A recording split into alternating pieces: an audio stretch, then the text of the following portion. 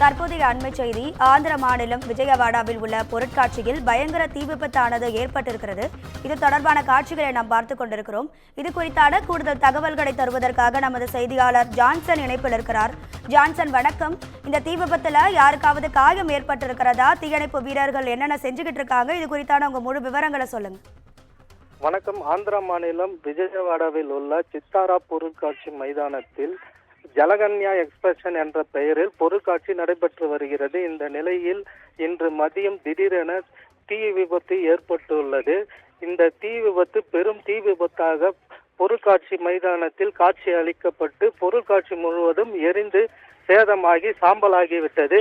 இது பற்றி தகவல் அறிந்து அங்கு வந்த தீயணைப்பு படையினர் தீயை கட்டுப்படுத்த அணைக்க போராடி வருகின்றனர். இந்த நிலையில் அங்கு பார்வையாளர்களுக்கு உணவு சமைப்பதற்காக ஓட்டல் அரங்கில் வைக்கப்பட்டிருந்த சிலிண்டர் வெடித்து சிதறியிருக்கிறது. ஏற்கனவே இந்த பகுதியில் வசிக்கும் பொதுமக்கள் கடும் அதிர்ச்சி அடைந்துள்ளனர்.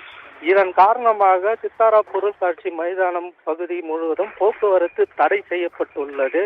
தீ விபத்து காரணமாக கோடிக்கணக்கான பொருட்கள் இழப்பு ஏற்பட்டுள்ளதாக கூறப்படுகிறது.